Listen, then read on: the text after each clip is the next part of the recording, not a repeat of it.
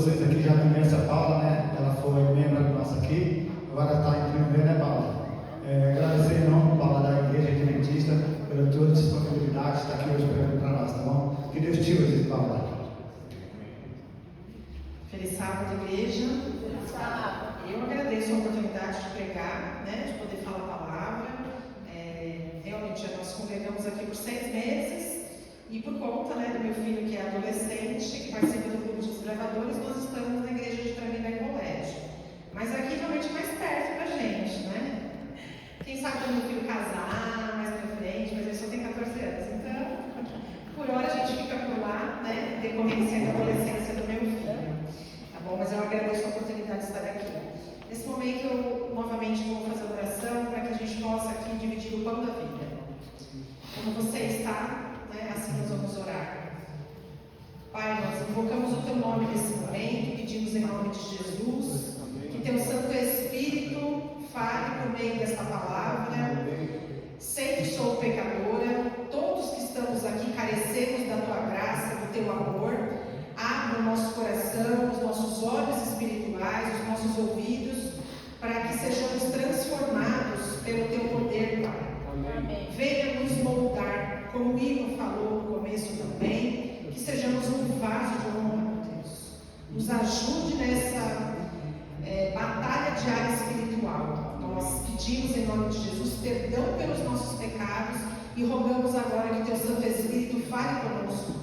Que as pessoas olhem para a Tua palavra e não para quem aqui na frente está falando, Deus. Até porque não me sinto digna de estar aqui, mas pelo convite que veio certamente do Teu Santo Espírito, eu humildemente aceitei, e que a Tua vontade se cumpra por meio da abertura da palavra neste momento. É o que eu te peço e agradeço. Por Jesus, amém. Amém.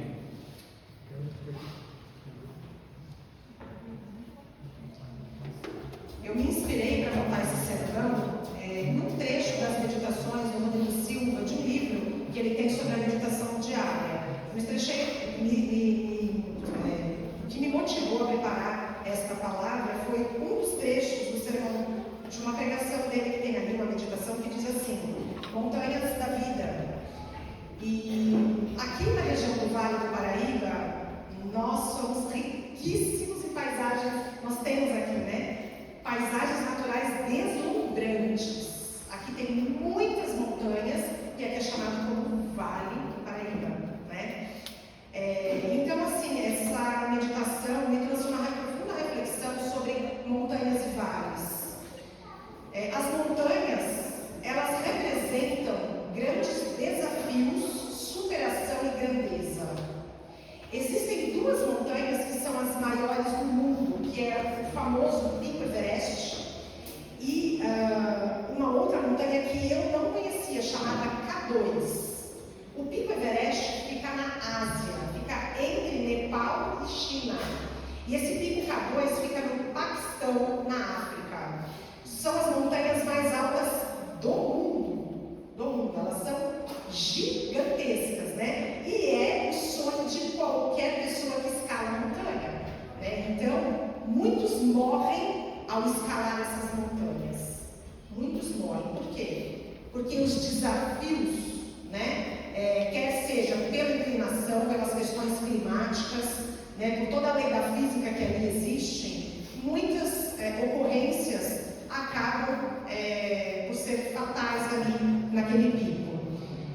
Na geografia bíblica também está repleta de referências sobre montanhas e vales. Como, por exemplo, Monte Sinai, Sião, Monte das Bem-aventuranças. Eu não sabia, não sei se os irmãos sabiam, né, quando eu falo-se do Sermão da Montanha, e eu fui procurar. Eu falei, mas aonde que foi pregado o Sermão da Montanha por Jesus? A montanha se chama Monte das Bem-aventuranças. Eu não sabia disso. Todos sabiam disso? Não sabiam? Eu também não. Porque todo mundo fala o Sermão da Montanha. Mas onde foi o Sermão da Montanha? Qual é o nome daquela montanha? Ela tem esse nome de Monte das Bem-aventuranças. Para mim foi uma curiosidade, eu não sabia. Alguém já sabia? Não? Olha aí, então todos aprendemos juntos. Eu também não sabia. Monte Horebe,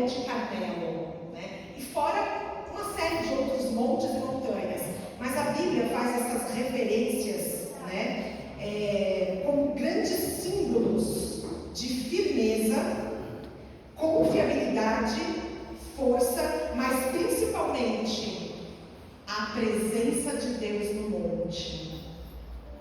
Principalmente. Vocês devem ter visto que eu escolhi um monte, um hino que se chama Foge para o Monte. Vocês perceberam? Foge para o monte. Por que será, né? Vamos abrir a palavra do Senhor em Salmos 15:1. Nós vamos agora abrir um pouquinho a palavra em vários trechos curtos, mas vão ser vários os textos, tá? Que nós vamos usar aqui. Salmos 15, verso 1.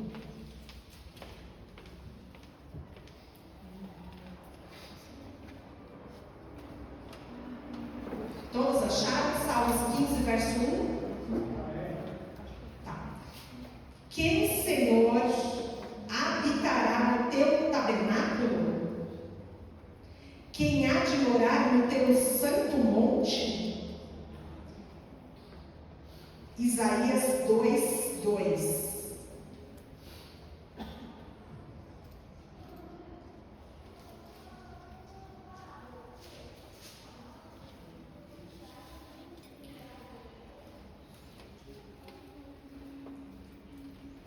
Eu vou esperar um pouquinho, porque eu vi que tem pessoas ainda folhando a palavra. Isaías 2:2.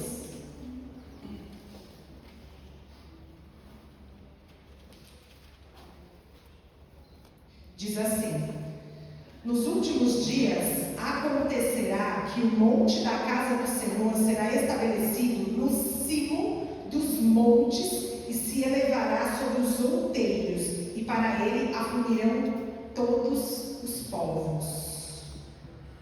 Salmos, vamos voltar em Salmos 46.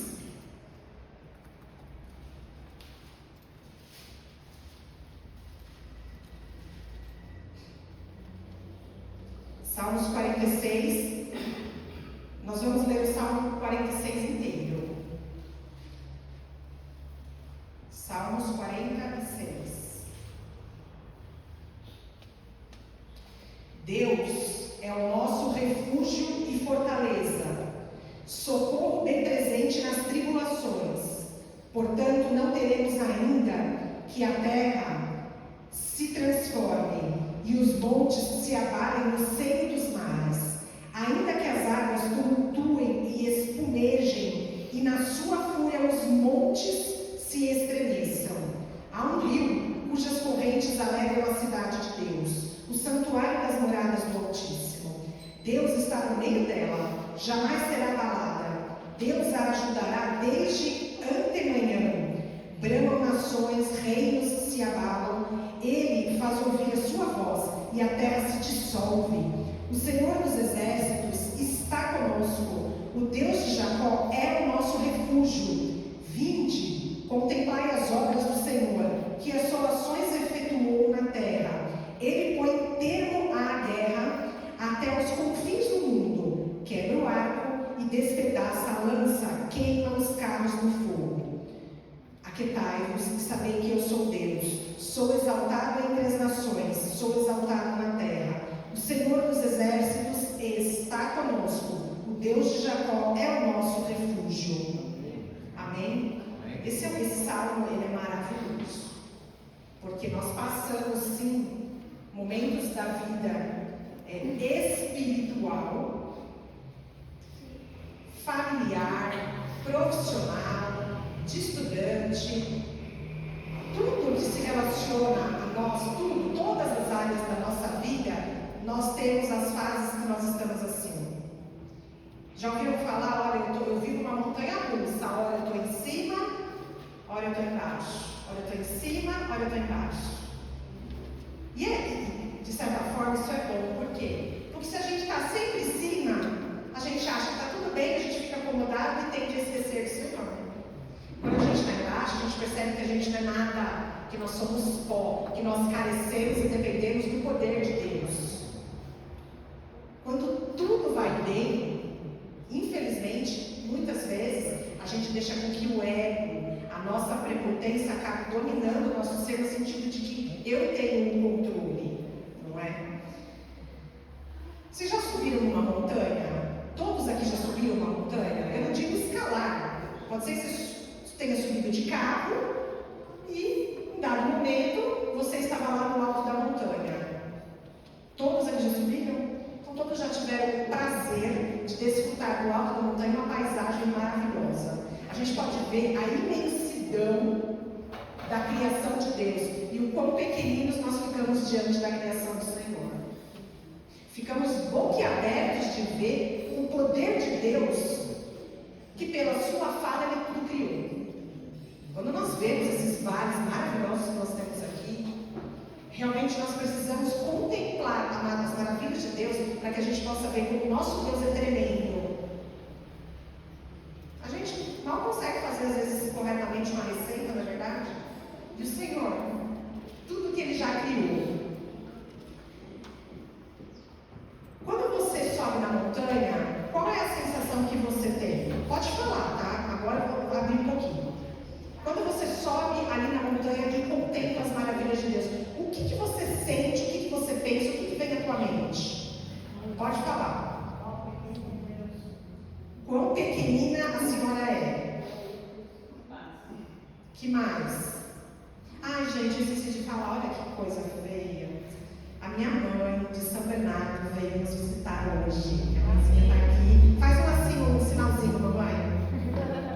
Essa é minha mamãezinha, tá? Tem 83 aninhos e veio me visitar. Ela mora lá em São Bernardo, tá? Mãe, muito obrigada pela sua presença, tá?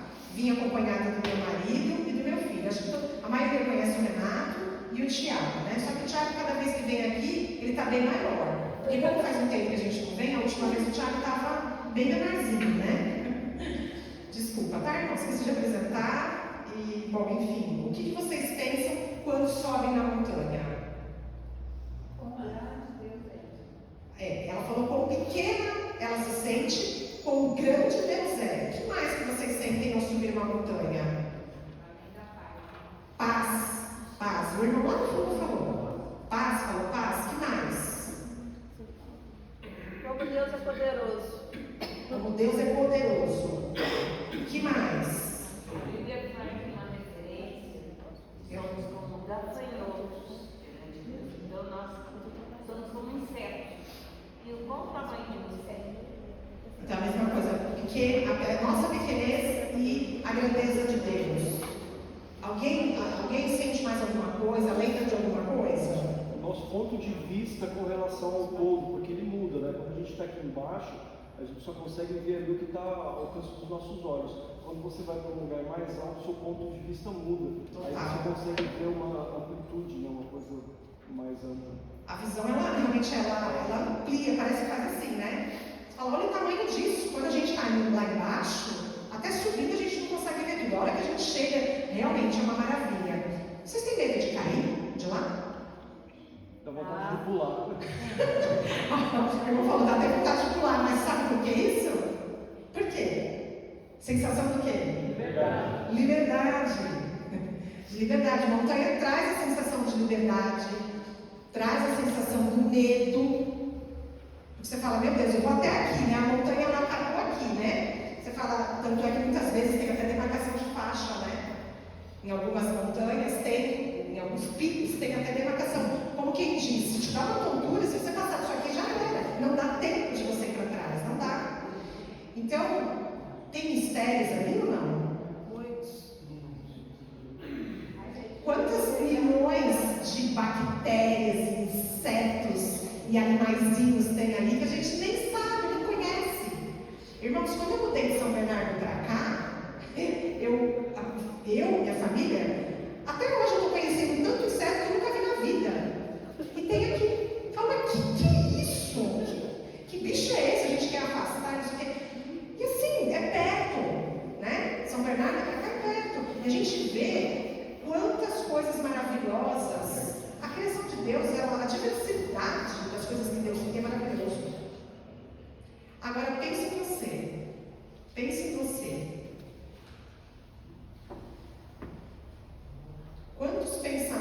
oscilam dentro da sua cabeça? A montanha russa, né?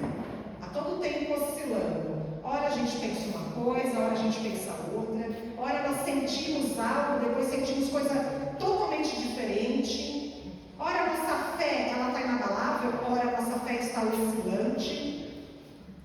Abram em Salmos 23.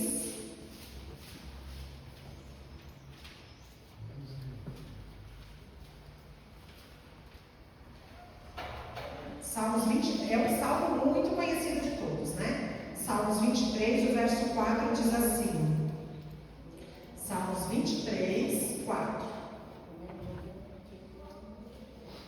Diz assim: ainda que eu ande por onde?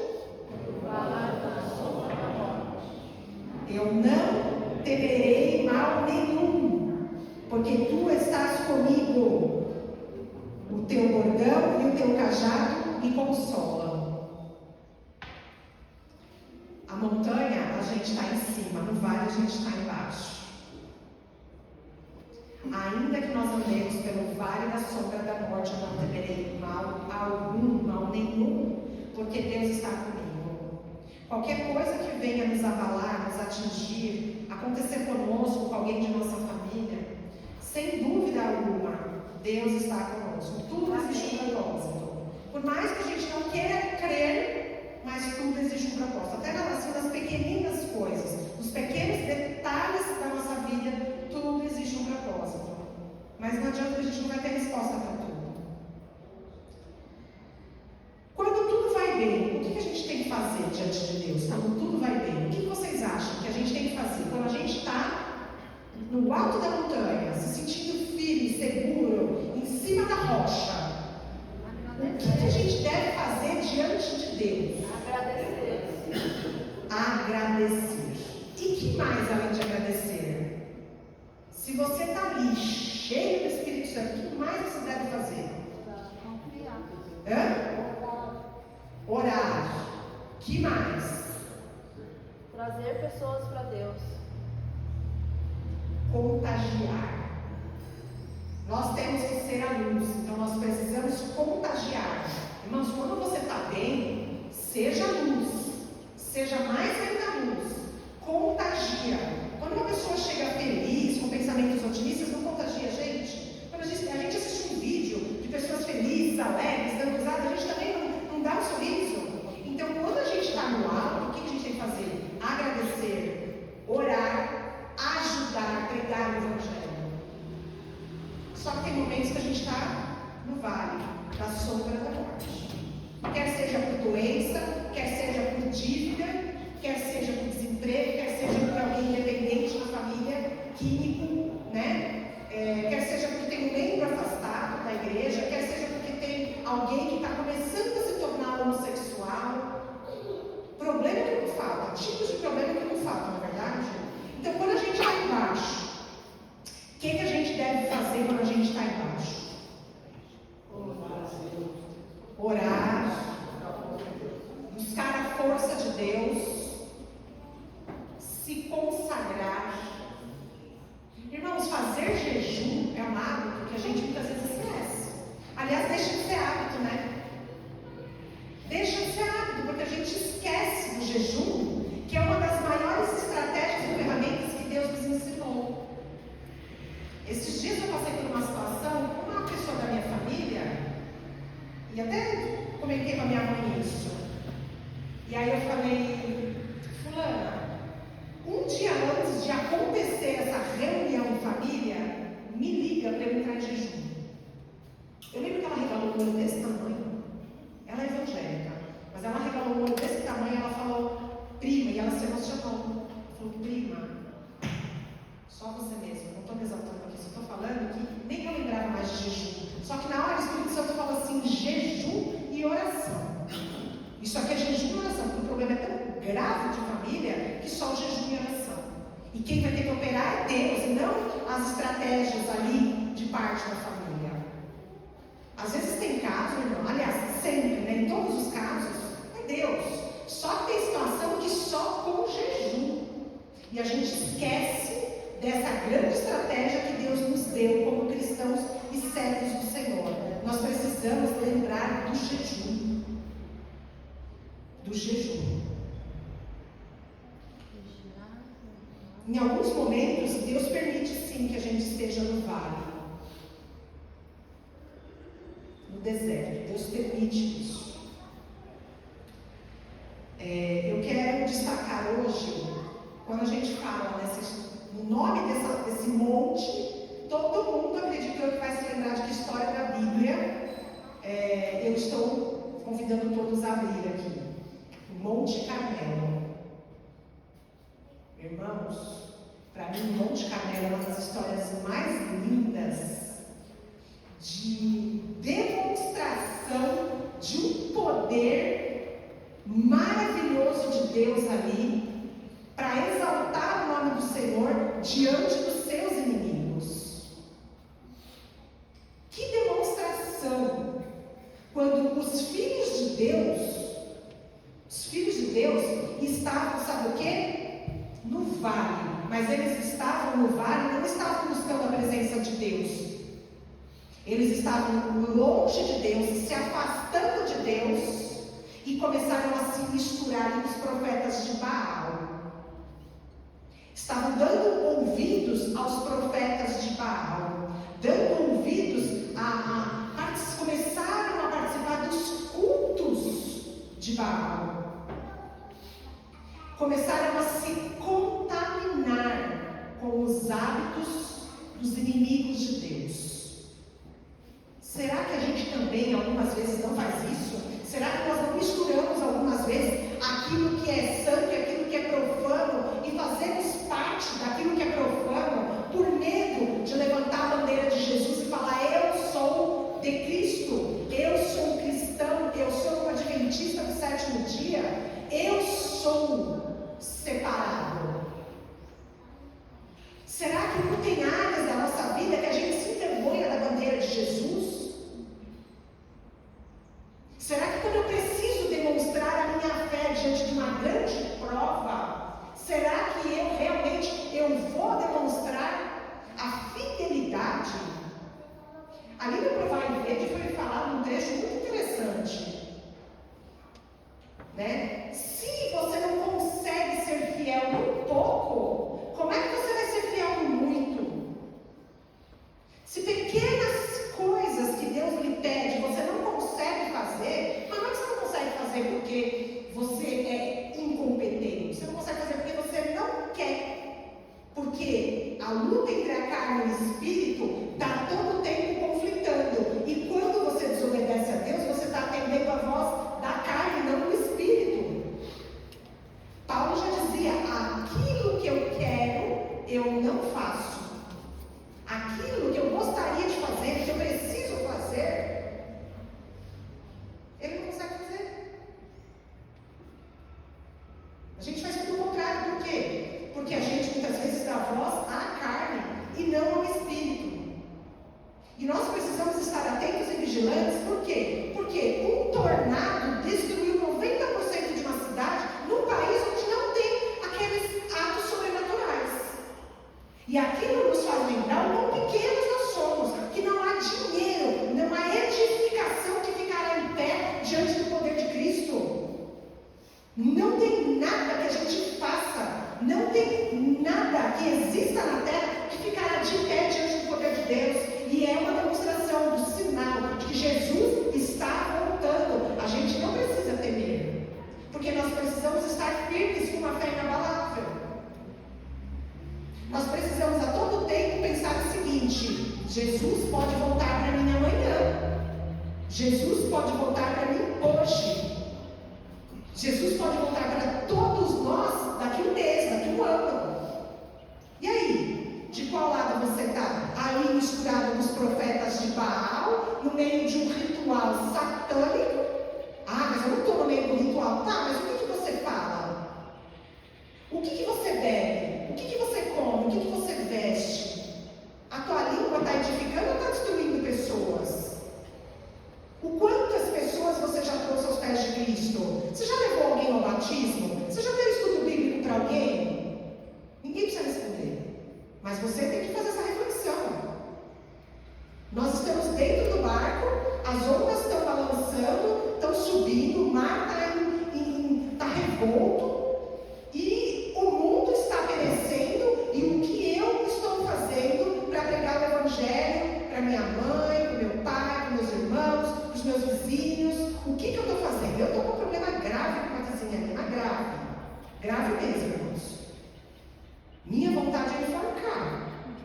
Vontade de enforcar. Ou de mudar de casa para outra. Eu estou tentando até. Já clamando a Deus para Deus me tirar de lá. Mas tudo tem um tempo do Senhor. Mas sabe o que eu comecei a fazer? Contra a minha vontade. Eu estou orando por ela. Amém. Contra a minha vontade. Porque minha vontade falar até palavrão. Minha vontade é ir no portão esgamar. Porque a carne não faz o que o Espírito precisa fazer. Quando alguém te ataca, quando alguém te... Irmãos, o negócio é tão espiritual que hoje eu estava montando o sermão de manhã. Eu acordei bem mais cedo para montar esse sermão, porque eu não pude montar o sermão da semana toda. Gostaria, mas não pude. Então hoje eu me consagrei pela manhã. Orei, eu já vinha orando a semana, mas enquanto eu montava o sermão, o mesmo problema que eu tenho até vergonha de falar qual é, que eu não posso falar agora nesse momento, o que a vizinha tanto faz, e eu estava montando o sermão e o inferno começou. E o inferno começou, e eu não sei não, e o inferno começou. Entende, irmãos? É espiritual. Quando eu estou trabalhando, eu trabalho em casa, quando eu estou trabalhando e atendendo os meus clientes por vídeo, eu atendo tudo por vídeo, o inferno começa também. E chega até bater na minha parede, bate na minha parede. Irmãos, é espiritual. Eu sei que é espiritual. Mas é difícil, porque os nossos olhos enxergam aquilo que a gente vê. E até aquilo que a gente quer ver. E a gente quer reagir com as nossas forças. É ou não é? Mas o que eu estou fazendo? Se um dia eu precisar, eu já falei de Jesus para a vizinha. Inúmeras vezes. Já dei até conselho, a ponto que meu filho e meu marido falavam: você é louca de falar isso para ela. Foi ou não foi no passado? Ela sempre aprontou muito. Eu estou há 3 anos lá, já aprontou tanto, vocês não calculam. E aí, quando você vai e fala, né? A palavra, as trevas se levantam. Se a gente não está incomodando as trevas, irmãos, é porque você já morreu espiritualmente, tá? A gente tem que ter perseguição. O cristão precisa de perseguição. Só que a gente tem que estar alerta para isso mesmo. Para essas perseguições. Eu estava falando, né, do que aconteceu ali no Monte Carmelo. Essa história toda do Monte Carmelo está em 1 Reis 18, do 20 ao 40. Tá? Vocês sabem o que aconteceu lá no monte? Além dessa introdução que eu dei, de que o povo de Deus se misturou com os profetas de Baal, participavam dos rituais, esqueceram das maravilhas que Deus já havia feito por aquele povo. Acontece que Deus levanta Elias e diz: pois você vai lá no monte, e sozinho, hein? Único profeta Elias, contra, acho que era 400, vamos abrir lá, irmãos? 1 Reis, só para a gente ter a ideia da proporção da luta espiritual e até da luta física que o povo de Deus enfrenta. 1 Reis, capítulo 18.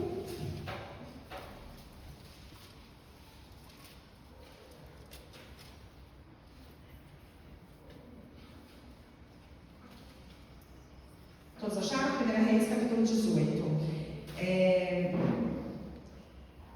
Vamos pegar do versículo 20 mesmo, tá? Então enviou Acabe mensageiros a todos os filhos de Israel e ajuntou os profetas no Monte Carmelo. Então Elias chegou a todo o povo e disse: olha o que Elias diz do povo de Deus: até quando cocheareis entre 2 pensamentos? Olha agora o que ele fala. Se o Senhor é seu Deus, se o Senhor é Deus, segue. Agora é o seguinte: se seu Deus é Baal, segue Baal. Mas não fica nesse meio, não seja morno. Foi isso que Elias quis dizer: não seja morno. Não se finja de cristão. Não se finja de povo meu. mensagem foi essa. Irmãos, não tem meio termo, não existe isso. Ou você é de Deus ou você é do diabo. Se aquilo que você faz é santo, você é de Deus. Não está dizendo que você não vai pecar, não está dizendo que você não vai ter falhas, não está dizendo que você não vai cair, não está dizendo que você não vai para o vale muitas vezes, não está dizendo. Mas está dizendo como você reage diante de cada situação na tua vida. O que você vai e faz quando você está no vale e quando você está na montanha? É como você reage, é o teu comportamento, é caráter. Qual é o teu comportamento diante das circunstâncias que acontecem na tua vida? É disso que a gente está falando. E aí Elias fala, escuta aqui, vocês servem a Deus, então sejam de Deus e seguem Deus. Vocês servem a Baal, vocês querem participar dessas urgias de prostituição, de homossexualismo, de, como que chama quando eles se açoitam e... autoflagelo. Isso.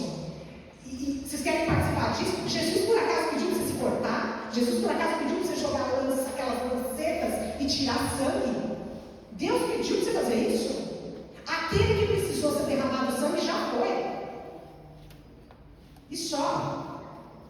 Deus só quer o nosso coração. Mas Satanás não, ele quer o teu corpo, ele quer destruir o teu corpo, quer destruir a tua mente, ele quer te destruir. Destruir a sua família.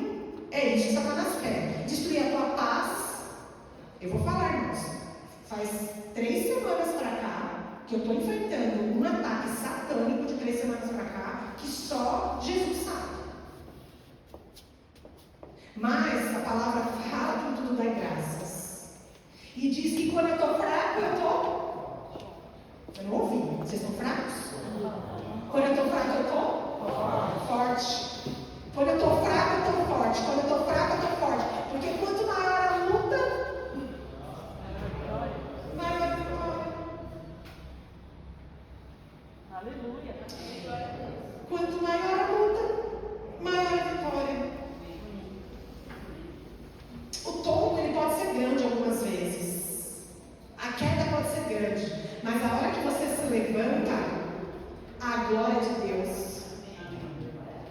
Não diz que a glória da segunda casa vai ser maior do que a da primeira? É isso. É isso. Eu não sei que luta que você está enfrentando. Eu não sei o que você está passando na tua vida. Mas eu sei que na minha, as setas satânicas têm vindo com força. Às vezes para derrubar casamento, às vezes para derrubar finanças, às vezes para derrubar paz, e vem de todo lado. A união em família. Irmãos, vocês não calculam. E é sempre comigo. Por que comigo? Meus irmãos não é assim. Por quê? Porque eu busco quem? A todo tempo. Porque eu falo do amor de Jesus para todo mundo. Então eu incomodo as trevas. Então as trevas estão incomodadas comigo.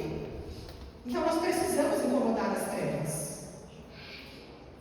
Renato, traz o boletim. Então, meus queridos, continuando na leitura, o Tiago traz esse passo. Sim, caiu na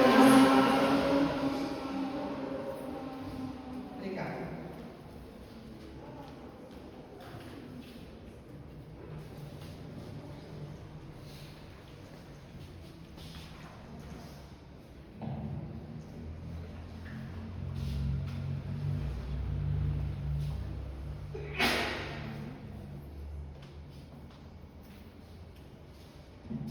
Continuando na leitura, irmãos. Então, o profeta Elias, ele chacoalhou o povo, dizendo, ou segue um, ou segue o outro. O que você quer fazer? E aí, ele diz assim, então disse Elias ao povo, só eu fiquei dos profetas do Senhor, e os profetas de Baal são quantos?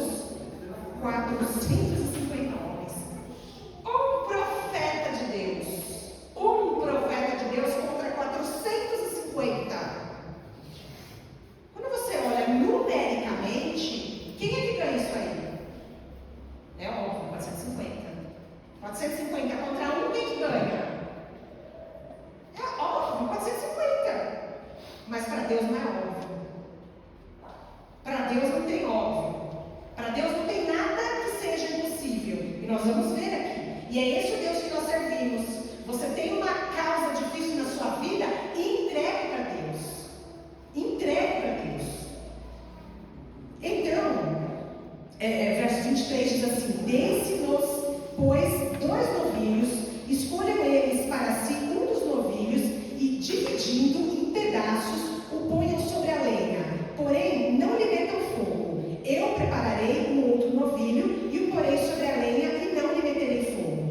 Então, invocai o nome de vosso Deus, e eu invocarei o nome do Senhor.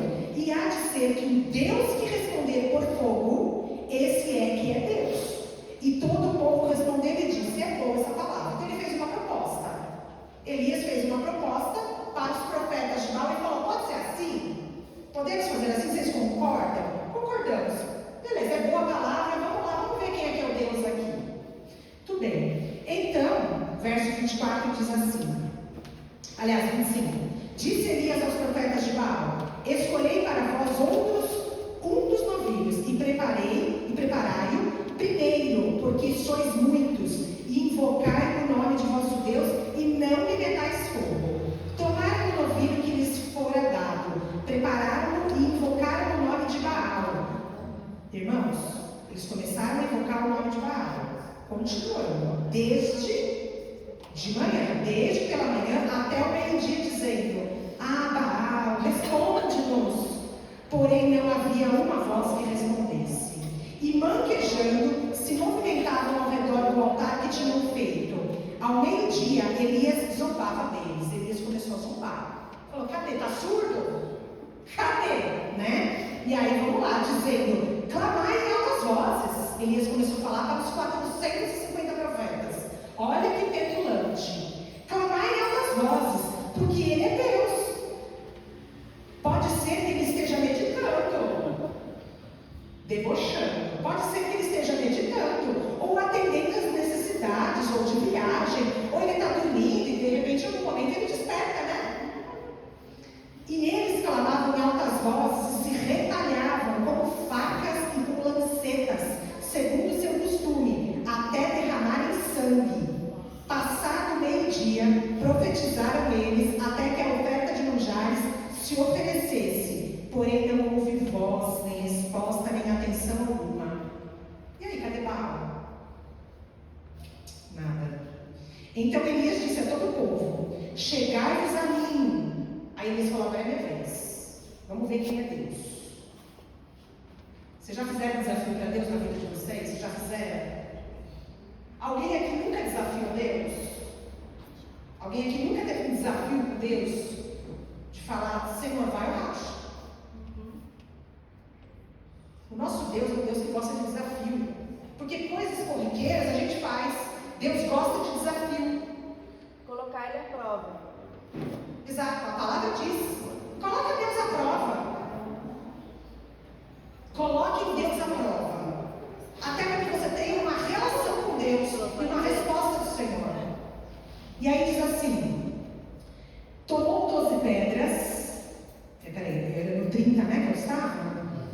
Isso. Então Elias disse a todo o povo: chegai-vos a mim, e todo o povo se chegou a ele. Elias restaurou o altar do Senhor que estava em ruínas. Tomou 12 pedras, segundo o número das tribos dos filhos de Jacó, ao qual viera a palavra do Senhor, dizendo: Israel será o teu nome. Com aquelas pedras edificou o altar em nome do Senhor. Depois fez um rego. Detalhe, né? Os novilhos ali dos profetas de Baal não tinha água. Não foram regados com água. Só foram colocados no novilho, foi invocado o nome do Deus deles. Foi invocado e nada de pegar fogo. Estava seco os novilhos. Esse é o detalhe, irmãos. Os novilhos colocados ali pelos profetas de Baal estavam sequinhos. Olha a audácia de Elias. Com aquelas pedras edificou o altar em nome do Senhor. Depois fez um rego em redor do altar tão grande como para semear 2 medidas de sementes. Então armou a lenha, dividiu o novilho em pedaços, pô-lo sobre a lenha e disse: enche de água isso aí, vai. Enchei de água 4 cântaros e derramai sobre o holocausto e sobre a lenha. Disse ainda: fazei-a de novo pela segunda vez. Não olha mais. Encharca os novilhos de água, deixa tudo boiando na água. A água não pega fogo assim, né? Desse jeito. Fazei a segunda vez e o fizeram. Disse mais: fazei pela terceira vez. E o fizeram a terceira vez. De maneira que a água corria ao redor do altar. Ele encheu também de água o rego. Ele encharcou.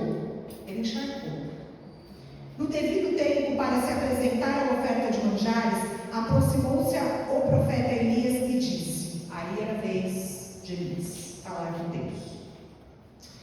Ó Senhor, Deus de Abraão, de Isaque e de Israel, fique hoje sabido que Tu és Deus em Israel, e que eu sou Teu servo, e que segundo a Tua palavra fiz todas essas coisas. Responde-me, Senhor, responde-me, para que este povo saiba que Tu, Senhor, és Deus, e que a Ti fizeste retroceder o coração deles. Então, o que aconteceu?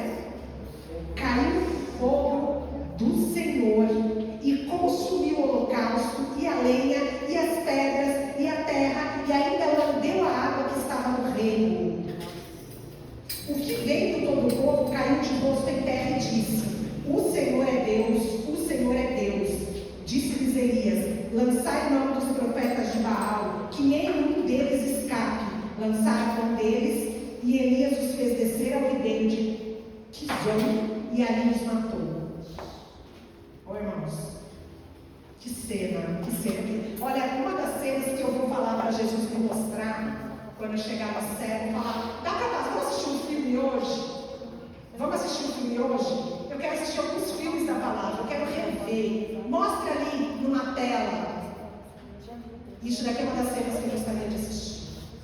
Ver o nome de Deus ser exaltado. Eu já tive, irmãos, eu já tive o prazer de ver Deus se exaltar de uma maneira tremenda, como parecida com essa. Eu já tive esse prazer.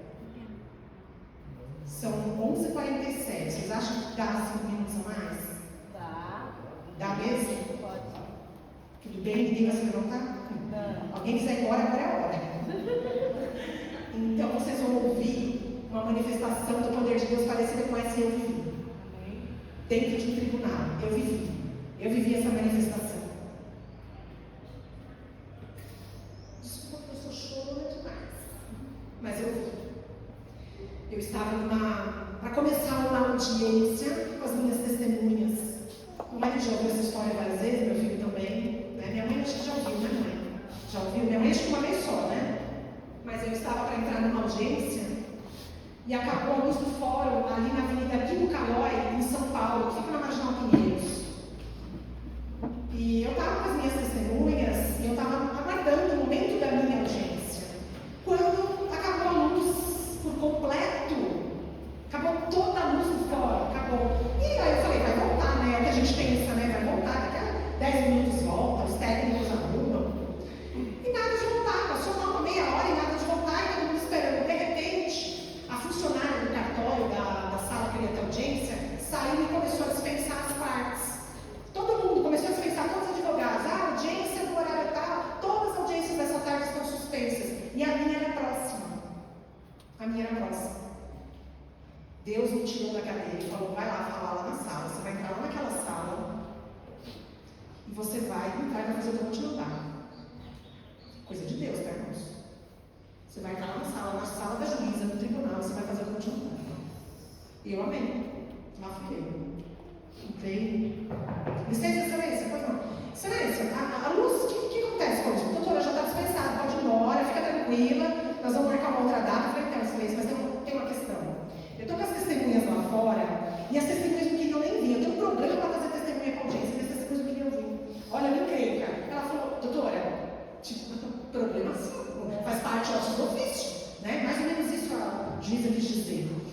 Aí eu falei assim, excelência, essa audiência, se for da vontade de Deus, ela vai acontecer. Ela falou, doutora, eu já estou dispensado. Já estou dispensando. Eu falei, excelência, deu a ordem.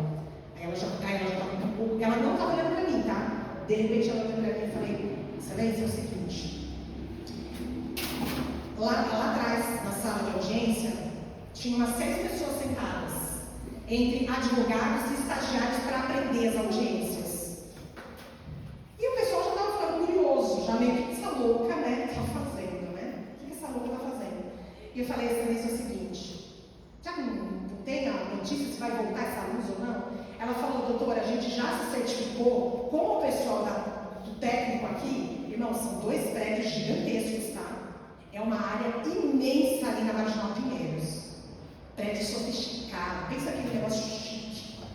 E aí eu já tinha falado com os engenheiros, com a assistência técnica, com os terceiros, já falado com todo mundo.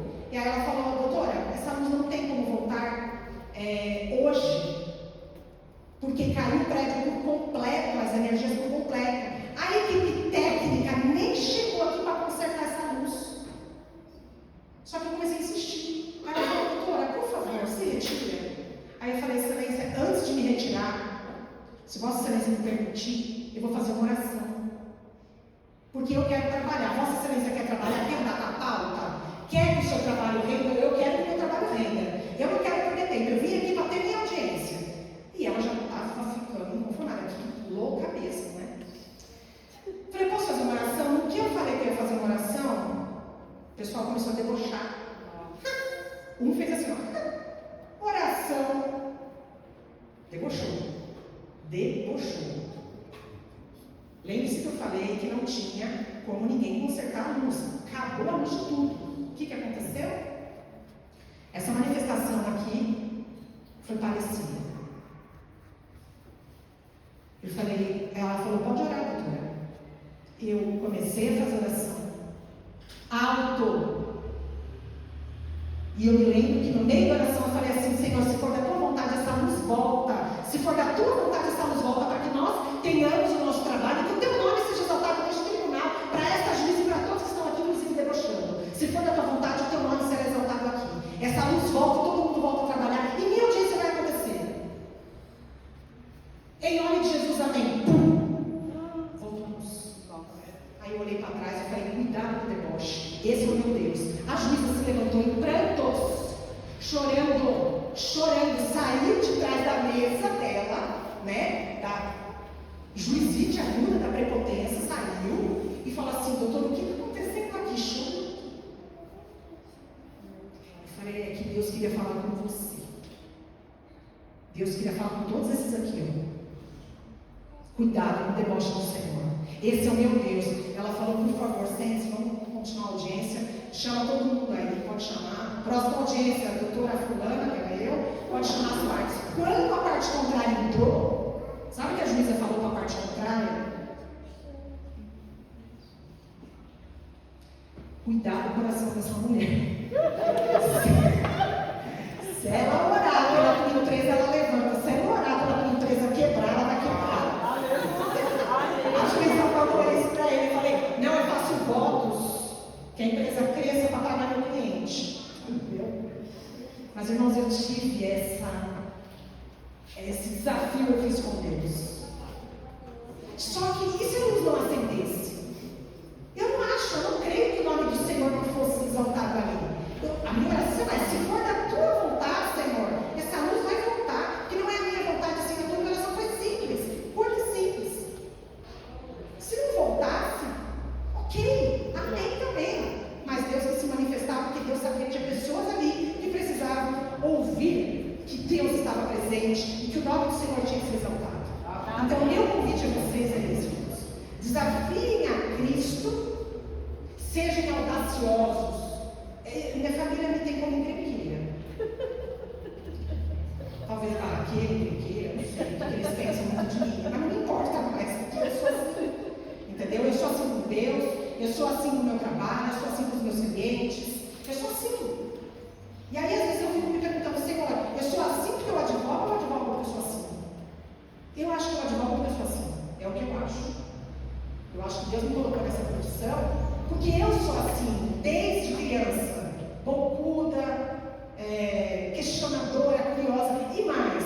Eu só estou dentro dessa igreja adventista do sétimo dia porque eu saí inclusive da planta. Mas eu só estou dentro da igreja adventista do sétimo dia porque eu fui curiosa. Porque eu fiquei questionando e enfrentei o pastor da presbiteriana, não foi? Que eu fui que enfrentei, eu falei, preciso entender. Sejam curiosos, sejam questionadores. Não sejam Zé Ninguém, não se acostumem com pouco, não. Não se acostumem com pouco na sua vida espiritual. Desafie Jesus. A palavra é essa. Desafie a Jesus. Eu quero encerrar com a palavra de João, abram lá. A palavra de João, capítulo 6 em João. E aí eu encerro. E aí nós vamos ter uma mensagem musical, né, Patrícia? João 6.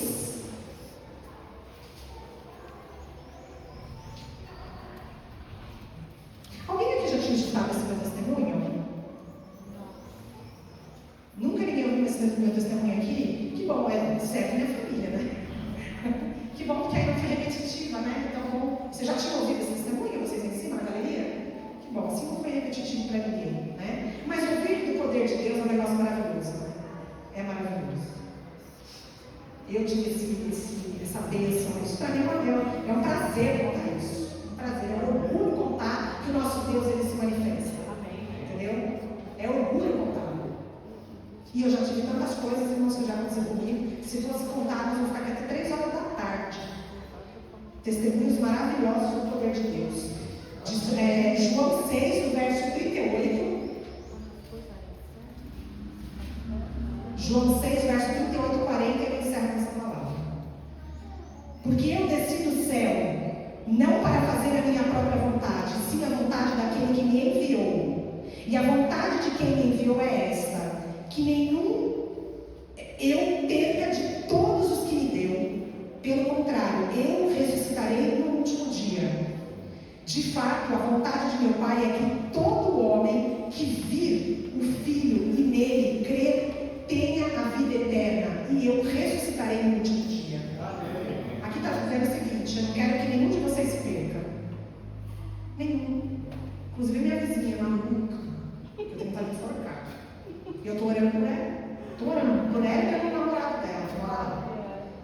Então, nós precisamos orar pelos inimigos, orar pelos que nos incomodam, precisamos orar e jejuar. Essa é a palavra, que Deus nos abençoe. Desculpe porque eu passei um pouquinho do horário, tá? Patrícia, né?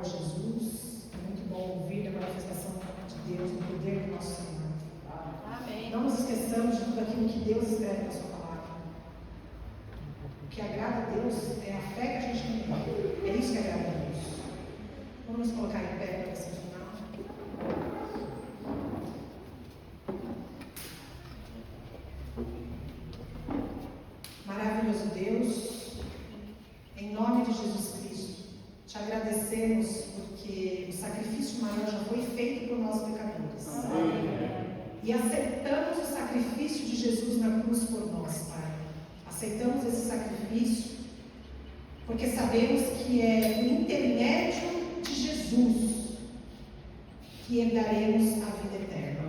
Amém. Obrigada porque é de graça, para nós veio de graça, Pai.